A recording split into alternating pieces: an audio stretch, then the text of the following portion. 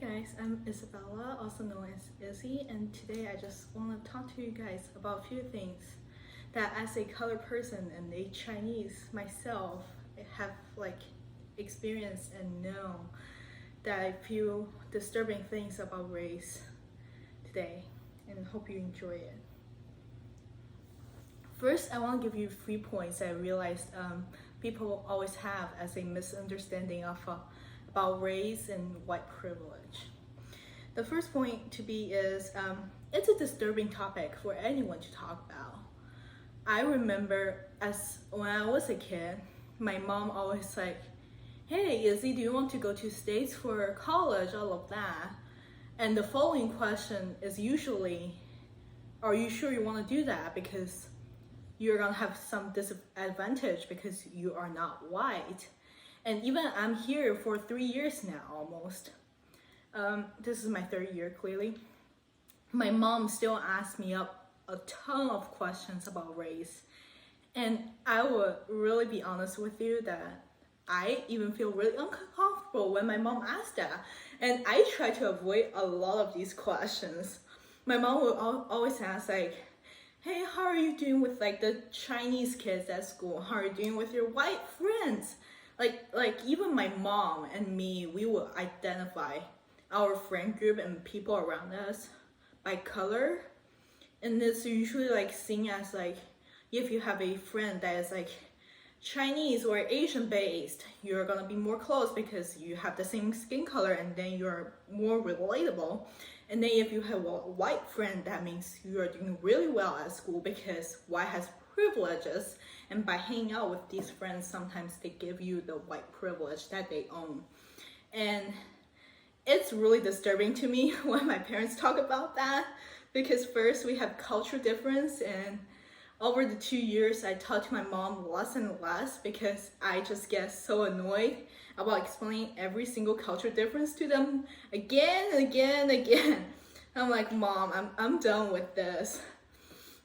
But this year with George Floyd, race come to mind again, and had a long talk with my mom actually. And so public policy has always been on my mind, only because I love education. I love educating kids, and I think equal education is really important. Last year for J term, I went to Sensei Schools downtown, which is a World Academy. And one thing I realized is that school is meant for kids in poverty, and I would say 85 to 90% of the kids are whether colored or mostly black. And that is the time when I realized it's not just the education system that is unfair to kids sometimes. It may be just the system is biased by color. So that is the first thing I want to talk to you guys about. It's not fun to talk about race at all. I think as a high school student, we at least realize that it's important to talk about race. For adults, they try to, I won't say most adults I talk to, they try to avoid race most of the time. They may show some preference and opinions, but that's it.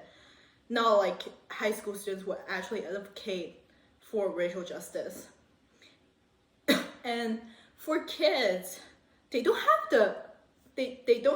the understanding of race, but their understanding of race grows with them over time when they grow up. When they're a little kid, when I went to the school, they're like, "Yeah, we are just all kids at the school." But when they grow up, and the most things I notice at my church is a lot of kids say, we start to understand that we are not treated as well as others because our skin color. And these are not not students. These are third grade-ish. They start to realize that, and it's really sad because it's not kid has the understanding of race and racial justice, all of that, but society gives them a kind of understanding of that, and it's really disturbing. So that's the first point. The second point is white privileges exist even among colored skin people. I know it sounds crazy, but it does. So talking about white privileges, we think about like all the things that white can do, but like colored skin people can do. Like, oh my god. When we talk about colored skin people, the one that we usually think about is black, which I don't like because I'm not black, I'm Asian technically, but there's not like a skin color identified as a social label for Asians. And I don't know, every time I'm like, how do I, like, which skin color do you say I am? But yeah, I remember right before I came to high school, as you see it, the last thing my mom said, besides she's going to a trip to Korea right after my plane left, that was something. The last thing she said to me is, remember, if white people can do something that you cannot do, just go with it because they are white. And I think that is a great example of how white privileges exist among colored skin people. Because white privilege is not just something that white can do and we cannot do.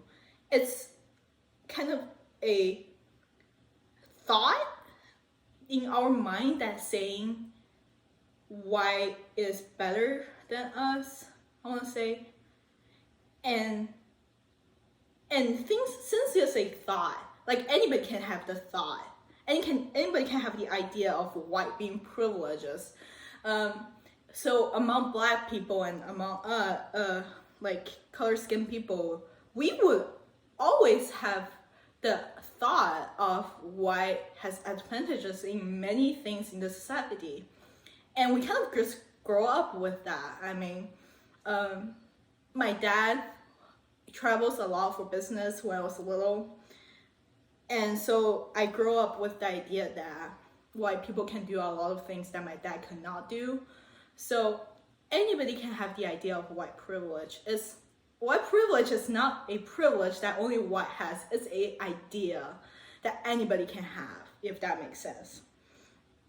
And the last point is anybody can be an advocate for racial justice. When talking about racial justice and talking about the protests we've seen on TV for news recently, there's a norm kind of to see that it's always black people advocating for racial justice. And it's almost like usually saying, oh, there's a riot downtown, and you would immediately think black people. And that shows 2 points. First is like, why do we always relate riots and violence to black people? And second is why it's always black people advocating for racial justice. And we can really see the diversity going on this year, and I really like that. Is a lot of white people join the parade, whatever, downtown, and it's just amazing to see that, and really tells us that anybody can be an advocate. I'm having this talk because I really want to advocate for racial justice. It has been going on in my mind for so long, but it's just such a disturbing topic to talk about to people, and I didn't have the audacity to like talk all about these things as a colored skin people, as I'm afraid that I may offend somebody somewhere in the society. So that's the 3 main points I want to talk about. And next, I have 3 questions for you to really think about when you're thinking about racial justice, race, and ethnicity, all of that. The first question is, what is your definition of white privilege? As I said, white privilege is a thought and idea, so everybody can have a different form of the idea. So to somebody, white privilege is like the red line in the neighborhood, which is like black can live only in this part of the county and white can have the better part of the county, kind of like that. I would say my definition of white privilege is more like the things that we can do, like the jobs and the positions we can hold in the society. Because as an international student, I love law and justice and public policy, all of that.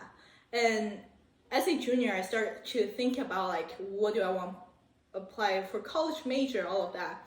And every single time I talk to my parents about doing like pre-law, doing a public policy for all of that, the one answer that I always get is, remember, you're an international student, you are not white. So my parents always have that, like, you're not white, so you cannot hold this kind of position in the society. So that's my definition of white privilege.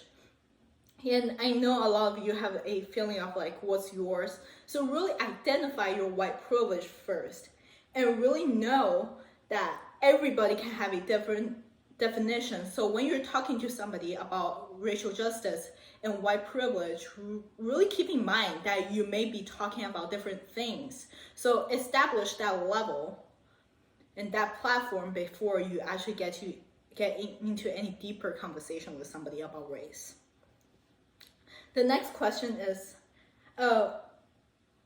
what kind of white privilege do I hold? As I said, so what's your definition? Well, definition is like anything anybody can do in a society. And now it comes to yourself. So you're narrowing down the definition to your own self. And to me, as a student, I will narrowing down to the society status and positions to being a student.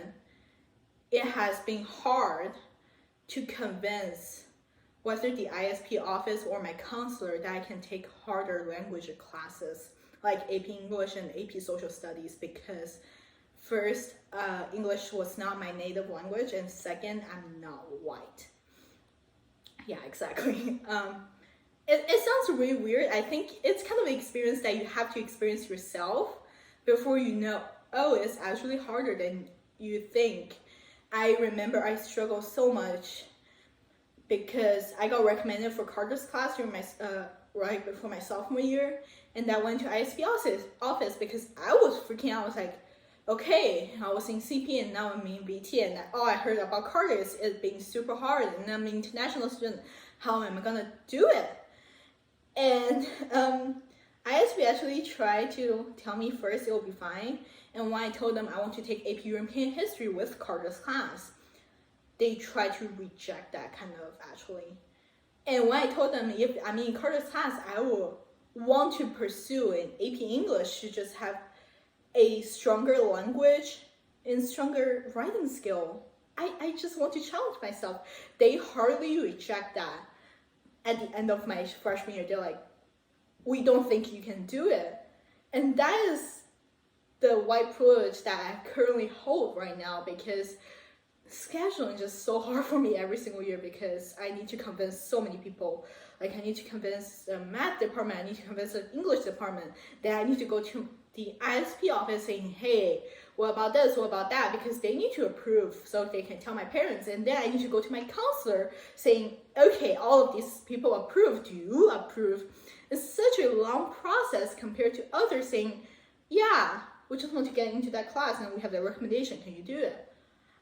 I have the recommendation from Turvey to go into Carter, but at the same time, I needed like so many other proofs to get into Carter's class that year. So really think about how you can narrow down your definition of white privilege of the entire society to like what kind of white privilege to yourself. So that is the second question. And the last question, how can I become an advocate for that? I believe anybody like watching this video, you may be interested in racial justice and race, all of that. I'm sorry if you're not. You are forced to watch this video. I feel really sorry for you to listen to such a disturbing video for so long right now. But yeah, I wanted to become a activist for a really long time, and I think this video is my first step to do so. Remember, to become an advocator, I think you don't need to like start like, okay, we want the entire like county to support me because my campaign here. I think you can become an advocator just telling your friends and your students at school saying, hey, I advocate for racial justice. I think it will be a great way to start, actually. And if you're feeling like really uncomfortable with some students, because I've encountered some students, as you say, actually are not that friendly towards color-skinned people, you can find teachers. Like Mr. Early, I know, is a wonderful man to talk about race. And like, I think all the Christian studies teacher, they will love to talk to you about that. And really, advocating does not mean you're become a politician or like some big figure in the society. It can just mean like at dinner table, you're telling your family your opinion, idea on racial justice, like that. So thank you so much for listening to me talk for so long about such a topic. I know it's hard, especially during this time of the year, kind of the after wave of COVID and racial justice and like all kinds of things going on. And there's like hurricanes everywhere, especially in Iowa. Let's pray for them. And I know it's really disturbing, but I think this kind of talk is necessary for anybody who necessarily like want to understand how or like what race means to a color-skinned person, because I think I may hold a different perspective to a white person among race. Like, I really do think that. And I think race means different things. Just like white privilege, you can have a different idea of white privilege. I think race can mean something different to a different person. And so my last advice to you is, when talking this kind of disturbing topics, keep in mind that there may be a lot of variations with your idea and the person's idea that you're talking to. White privilege, you can have a different definition. Race, you can have a different definition. Everybody has a different background. Everybody's story, they are different. So just really keep in mind, establish that platform, really start the conversation, like start with something friendly, like how was your day? And then slowly go deeper into the conversation, but first ask like, hey, I think my definition of white privilege is this. What is your definition? What do you think? If you're white and talking to a color-skinned person, you can ask like, hey, like what kind of privileges do you think I have? And I think it will really open a new perspective for you guys to see like how much difference there is among different people. And I think even among like the same racial people, they have like different ideas. Me and my mom holds really different ideas towards race. I believe racial justice can be established eventually. My mom doesn't believe that forever. We're just gonna forgive her on that part. Super traditional, conservative mom. And if you're white, you may see some conservatives saying, oh, it's just gonna be that way. And you're gonna see the Gen Z slowly rising up saying, no, we can change everything. We can change this. So yeah, thank you so much for listening.